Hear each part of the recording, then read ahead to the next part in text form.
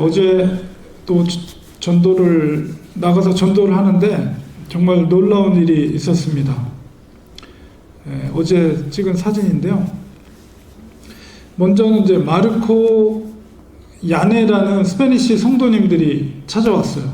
물론 여러 사람들을 만났지만 그 성도님들이 와가지고 자기도 이제 위리어에서 이제 스페니시 교회를 섬기는데 그 교회에서 이제 전도하고 그런 일을 한다라고 하고 저 안쪽에서 전도를 하고 나오면서 저희를 만났습니다. 그래서 이제 손을 잡고 기도해주고 싶다고 그러더라고요. 그 마르코라는 분이. 그래서 손을 잡고 같이 이제 동그랗게 길거리에서 기도해주고 스페니쉬로 막 축복해 주고 저희는 또 한글로 한국어로 또 축복해 주었습니다. 그리고 이제 갔는데 또 나중에 전도하고 있는데 진짜 빌리그레임 같은 목사님 같아요. 제 생각에는. 어쨌든 이 할아버지 피러라는 분인데 그분이 오시더니 정말 자상한 눈빛으로 손을 잡아주고 허그를 해주고 어깨동무를 해주고 하면서 정말 블레싱을 해주고 내가 너희들을 위해서 기도해주마 그러면서 기도해주는데 그 영적으로 이분이 정말 하나님의 종이라는 게 느껴지면서 절대 힘들고 어려운 일이 있어도 전도하는 걸 포기하지 말고 복음을 전하라 이런 말을 저희들한테 해주더라고요. 그러면서 격려해주고 위로해주는 그런 시간 속에서 정말 그 기도하는데 성령님께서 얼마나 기쁨으로 이렇게 부어주시는 은혜가 있는지 너무 기쁨의 시간을 어저께 이제 둘이 이현우 목사랑 같이 가졌습니다. 그래서 서로 이렇게 문화가 다르고 혈통도 다르고 그렇지만은 마음속으로 천국에서 다시 만나게 되고 또 영원히 함께 주님과 더불어서 살게 될 것을 기대하면서 이렇게 헤어졌는데요. 우리 2주 전부터 우리 데이빗이 저희 교회 나오고 있습니다. 저도 이게 도대체 무슨 일인지 모르겠지만 사실 문화도 다르고 언어적 장벽도 있고 그렇게 다름에도 불구하고 데이빗이 처음에 와서 저한테 말한 것이 어떻게 하면 내가 그리스도인이 될 수 있느냐 그 방법을 알려달라고 저한테 얘기를 하더라고요. 너무 놀랐어요. 사실 우리가 전도하면서 정말 복음을 전하는데 자기 발로 찾아와가지고 중국에서 온 지 1년밖에 안 됐는데 그러니까는 영어도 사실은 잘 못하고 중국어가 익숙하잖아요. 저희들은 또 한국어가 익숙하고 물론 영어로 의사소통하지만 정말 중국 공산국가에서 나와가지고 미국에 와서 어떻게 하면 그리스도인이 될 수 있느냐고 그 방법을 가르쳐 달라고 했을 때 정말 너무 놀랐고 정말 이게 왜 은혜냐. 그래서 이제 오늘 특별히 이 말씀을 준비한 거는 복음의 원리를 나누려고 합니다. 그래서 물론 이제 제가 한글로 하지만 미리 중국어로 원고는 보내줬어요. 그래서 미리 아마 읽어봤을 텐데 오늘 요한복음 3장 16절 우리가 너무 잘 알고 있는 복음의 핵심인데요. 이 말씀 속에서 특별히 영생의 길이 무엇인지 그 말씀을 깨닫는 시간을 가지려고 합니다. 우선적으로 죄인은 절대로 천국에 갈 수가 없어요. 그런데 이 세상의 모든 사람들은 죄인입니다.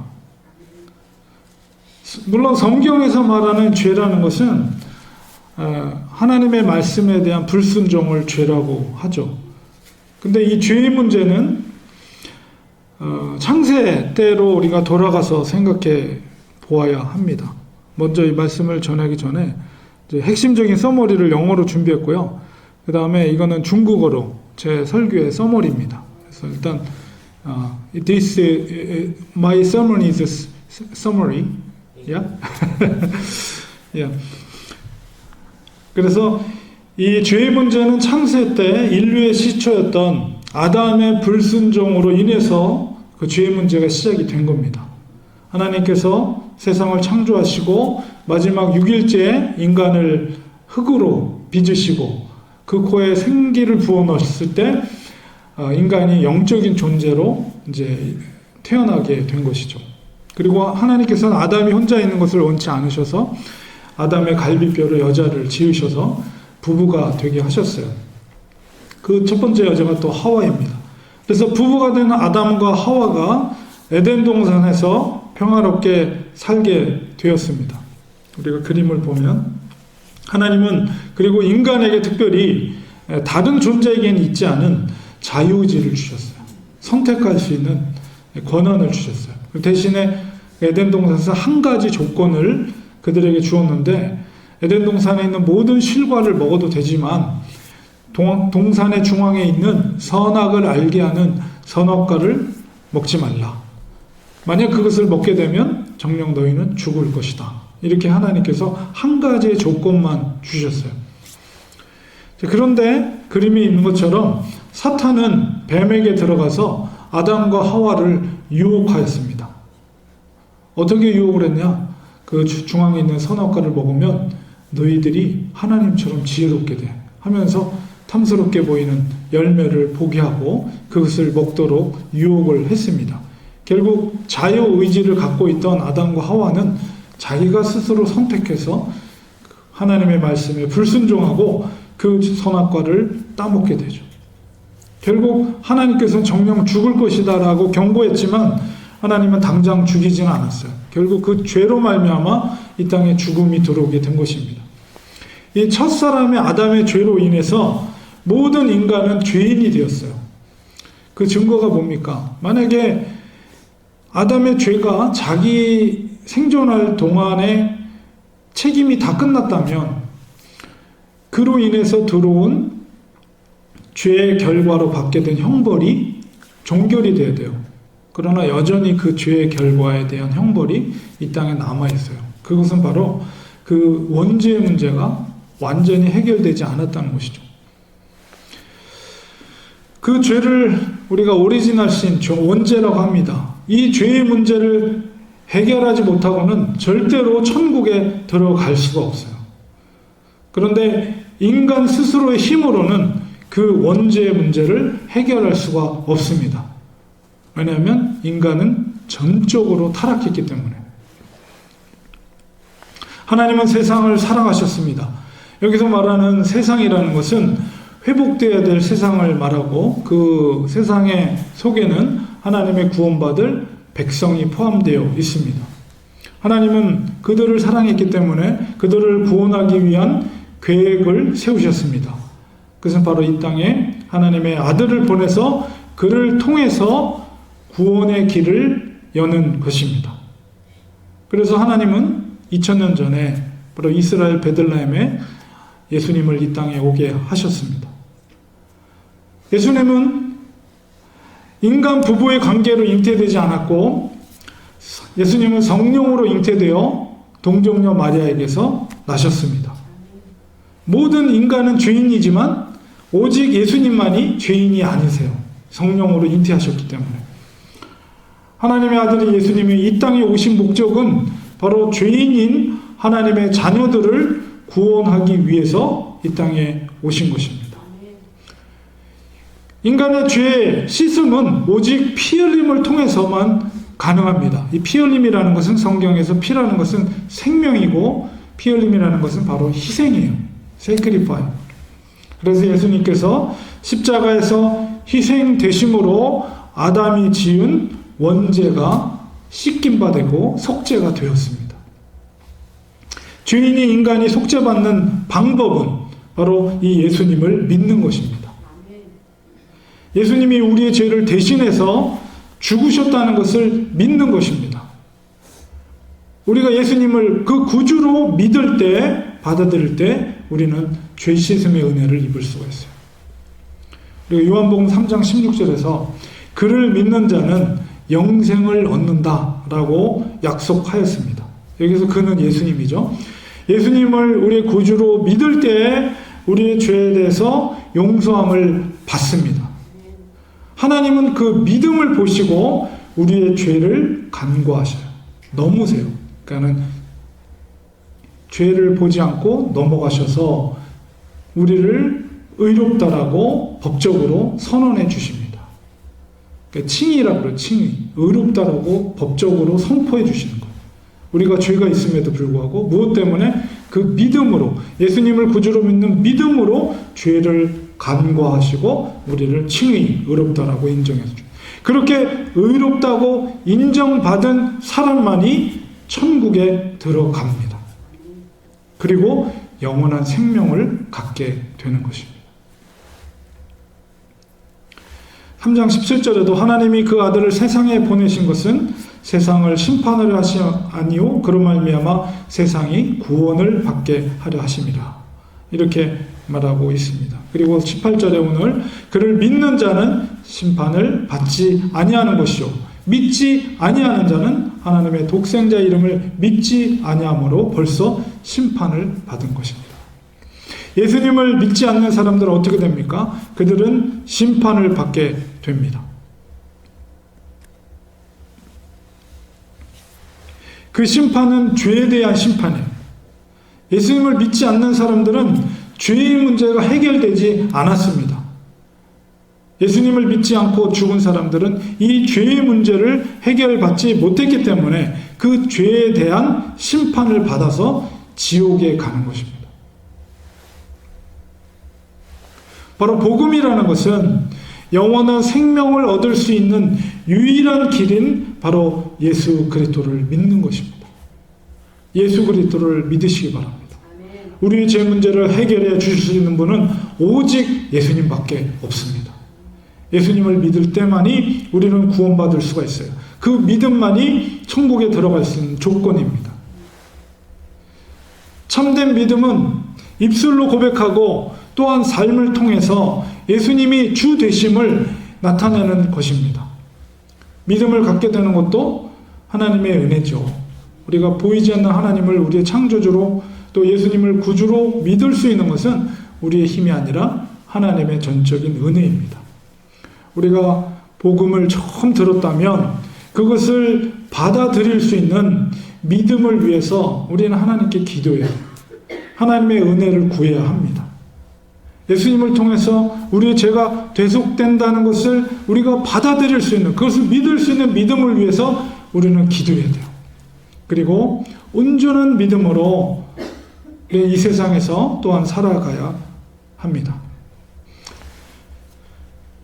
예수님을 주로 받아들이는 사람들, 그리스도인이죠. 세상 사람들과는 전혀 다른 삶의 태도를 가지고 살 수밖에 없어요.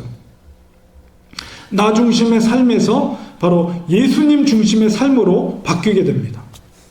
나의 유익을 구하기보다 하나님의 뜻을 구하게 됩니다. 그리고 예수님의 삶을 닮아가게 됩니다. 예수님의 삶을 보면 일평생 그분은 겸손한 삶을 사셨어요. 얼마나 낮아지심의 극치를 보이셨죠?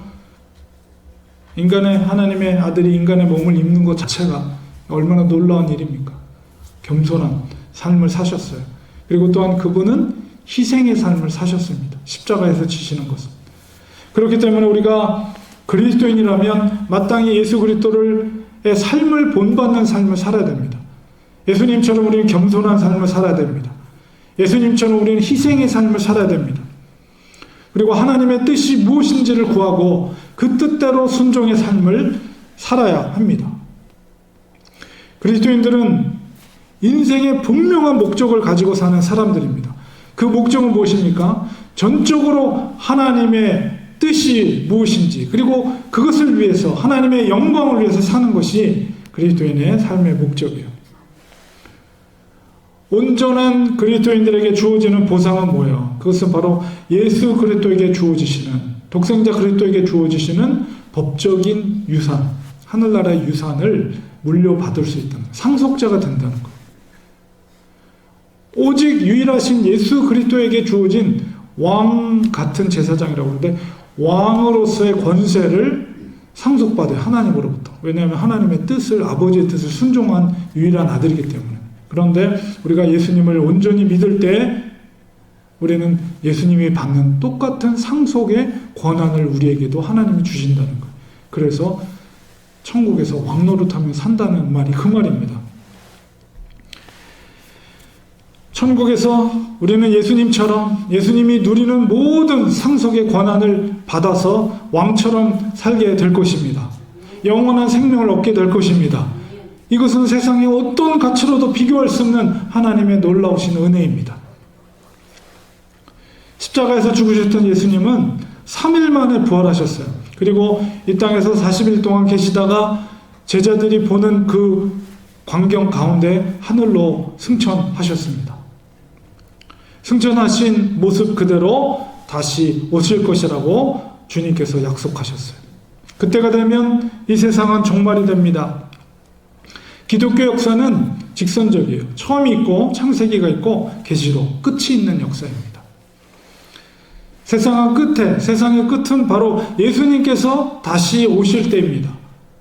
우리 그때까지 그리스도인들은 복음을 전하는 사명이 있어요. 이 세상에 수많은 사람들이 있습니다. 그러나 아직도 성경과 복음을 접하지 못한 많은 사람들이 이 땅에 존재합니다. 그들에게 복음을 전해야 하는 사명이 우리 그리스도인들에게 있습니다. 예수님께서 마지막 제자들에게 당부한 게 뭡니까? 너희들은 나의 증인이 되라. 부활의 증인이 되라는 거예요. 그래서 뭐예요? 복음을 전하라는 거예요. 우리 천국에 들어가는 조건은 무엇입니까? 혈통도 어떤 국가도 다른 것이 아니라 오직 믿음이에요. 믿음만이 하나님을 기쁘시게 해드릴 수 있고 믿음만이 구원을 이루게 하는 유일한 조건입니다. 우리 스스로가 다시 한번 이 말씀을, 이 부분을 점검해 볼 필요가 있어요. 내가 정말 예수님을 나의 주인으로 믿고 있는지 우리 스스로 살펴보아야 합니다. 내 인생의 주인이 예수님이 맞는가? 나 속에 정말 그 믿음이 있는가? 내 속에 정말 예수님을 향한 흔들림이 없는 믿음이 있는가? 이것을 우리는 오늘 말씀을 기억하면서 묵상하면서 우리 자신을 확인해 보아야 합니다. 정말 우리 속에 그 믿음이 있다면 우리는 철저하게 하나님 중심의 삶을 살아야 합니다. 나 중심이 아니라, 내 가족 중심이 아니라 철저하게 예수 그리스도의 표대를 바라보며 하나님의 중심, 하나님의 뜻을 우리 최고의 삶의 목표를 가지고 살아야 합니다. 이 땅에 태어난 모든 사람들은 언젠가 주님의 심판대, 백보자 심판 앞에 서게 됩니다. 그때 이 땅에서 어떻게 살았는가, 믿음의 삶을 살았는가, 그것을 주님께서 보실 거예요. 우리 백보자 심판 앞에 섰을 때 정말 주님 앞에 인정받는 믿음의 삶을 이 땅에서 우리는 살아야 합니다. 우리가 신실한 믿음의 사람이라면 정말 예수님 앞에 인정받는 믿음의 삶을 살기를 축복드립니다. 영원토록 천국에서 우리는 왕같은 그런 삶을, 여러분 생각만 해도 너무 행복하지 않습니까? 영원히 슬픔이 없고 질병이 없고 죽음이 없고 이별이 없는 그 천국에서 영원토록 영생 복락을 누르며 왕같은 기쁨의 삶을 우리가 살 줄 믿습니다. 그 믿음으로 우리는 이 땅에서 우리가 해야 될 그리스도인의 사명을 기쁨으로 감당하는 우리 성도님들 되시기를 간절히 축원드립니다. 기도하겠습니다. 하나님 감사합니다. 이 세상에 많은 인생들이 있었지만 그 인생들 중에 하나님께서 태초전에 우리를 이미 선별해 주시고 하나님의 아들과 딸들로 인치시고 하나님의 자녀 삼아 주심을 감사드립니다. 우리 속에 주님이 주신 믿음이 있다면 우리의 삶의 중심에 오직 하나님이 최고의 가치로 여기고 예수 그리스도의 십자가의 표대를 바라보며 살아가는 우리 인생이 되기 원합니다. 우리의 믿음의 눈으로 우리는 이미 천국에 있음을 고백합니다. 이 땅에서 삶이 때로는 힘들고 어려운 일도 있지만은